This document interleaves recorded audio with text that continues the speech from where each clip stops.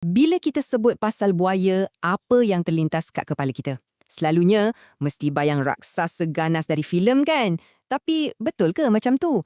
Sebenarnya, di sebalak setiap serangan buaya, ada cerita tentang sains dan naluri purba yang lagi menarik. Jom kita bedah siasat apa yang pakar cakap pasal pemangsa hebat ni. Soalan dia, betul ke diorang ni cuma mesin membunuh yang tak fikir apa-apa? Atau ada sesuatu yang lebih mendalam yang berlaku di sebalik mata reptil tu? Untuk faham, kita kena cuba letak diri kita kat tempat diorang. Jom kita selami. Dan inilah perkara paling penting yang kita kena faham. Seekor buaya menyerang bukan sebab dia benci kita. Serangan tu tak ada kena-mengena dengan hal pribadi. Ia jauh lebih purba, didorong oleh naluri untuk terus hidup. Naluri yang sama sejak zaman dinosaur lagi. Bukan dendam, tapi primal. Jadi apa sebenarnya yang trigger serangan ni? Pakar dah kenal pasti 3 sebab utama. Bila kita faham 3 benda ni, bukan saja ia menarik, tapi ia adalah kunci untuk kita hidup dengan lebih selamat di samping gergasi purba ni. Okey, pertama sekali, konflik habitat. Kita bina rumah, kita buat aktiviti kat tempat yang asalnya rumah diorang. Jadi, memang tak dapat elaklah akan ada pertembungan. Kedua, jangan sesekali cari pasal dengan ibu buaya. Naluri nak lindungi sarang dia tu antara yang paling kuat dalam dunia haiwan. Dan ketiga, bila makanan makin kurang, diorang terpaksa cari alternatif. Dan kadang-kadang, tempat dia cari tu dekat dengan kawasan manusia. Garang macam mana ibu buaya ni? Cuba dengar apa kata orang yang dah biasa handle buaya. Kalau kita rasa harimau tu dah cukup ganas, ibu buaya yang tengah jaga sarang, dia 2 kali lagi ganas. Ini bukan main-main punya amaran. Naluri dia ni kuat sangat, sampaikan tak ada logik dah. Ibu buaya akan serang apa saja yang dia rasa ancaman pada sarang dia. Tak kisahlah kalau benda tu cuma sebatang kayu hanyut, sebiji kelapa yang jatuh, atau malangnya manusia yang ada kat tempat yang salah pada masa yang salah. Tujuan dia bukan nak makan, tapi nak hapuskan ancaman tu. Titip. Okey, selain naluri, apa yang buat buaya ni pemburu yang sangat cekap? Rahsia dia ada pada biologi badan diorang yang luar biasa. Macam ada superpower yang menjadikan diorang pemangsa hendap yang sempurna. Dekat sesetengah tempat, spesies ni dapat satu gelaran yang unik. Buaya katak. Kenapa pula katak? Sebab dia ada satu kebolehan yang sangat-sangat mengejutkan. Sebab dia boleh melompat ke depan dari kedudukan statik. Macam katak, bayangkan, dari tengah diam, tiba-tiba dia meletus ke depan guna kuasa kaki belakang dia yang kuat tu. Bukanlah dia melompat jauh-jauh macam katak tu, tak. Ini untuk serangan hendap jarak dekat yang memang tak dijangka. Sangat efektif. 10 kali ganda. Apa agaknya yang 10 kali lebih hebat pada buaya berbanding kita ya? Ini jawapan dia. Cuba fikir, hujung jari kita ni kan dah cukup sensitif, boleh rasa macam-macam tekstur.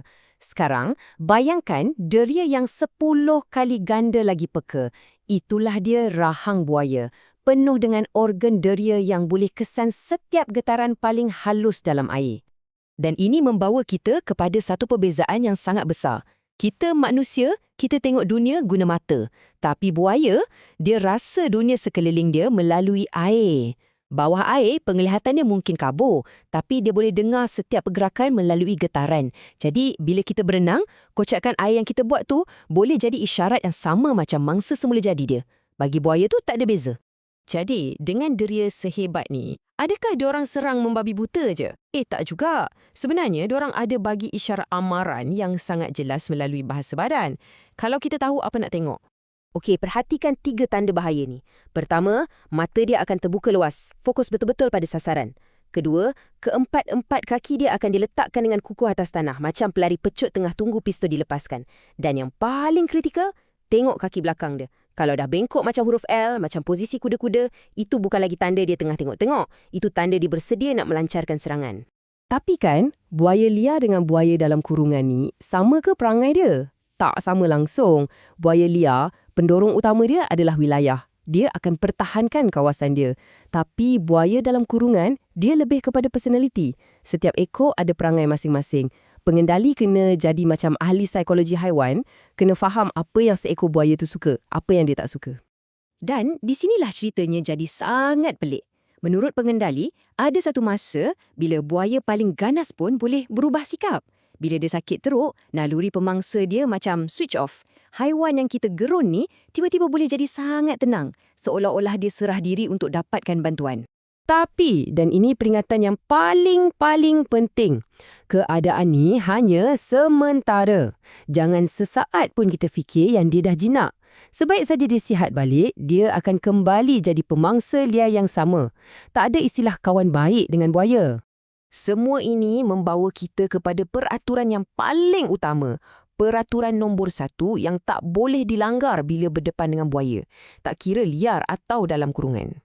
Ia dipanggil zon merah. Anggap je ni macam personal space atau sempadan peribadi yang kita tak nampak di sekeliling setiap buaya. Walaupun seorang pengendali tu dah kerja dengan seekor buaya berbelas tahun, melintasi garisan ni adalah pantang larang. Hormat pada zon ni adalah satu-satunya jaminan keselamatan. Kenapa zon ni penting sangat? Sebab buaya tak perlu ada niat nak cederakan kita pun.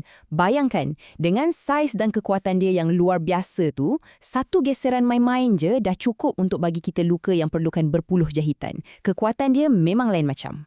Jadi, kesimpulannya, pertama, serangan dia adalah kerana naluri, bukan hal peribadi. Kedua, diorang ni pemangsa yang super sensitif. Ketiga, kita dah tahu macam mana nak baca bahasa badan dia. Dan yang paling penting, kita faham peraturan mutlak. Sentiasa hormati zon merah dia. Akhir sekali, semua ini membawa kita kepada satu soalan besar. Habitat kita dengan habitat diorang makin lama makin bertindih. Kita dah masuk dalam dunia mereka. Persoalannya, adakah kita bersedia untuk belajar dan hormat pada peraturan mereka demi untuk kita hidup bersama? Cuba fikirkan.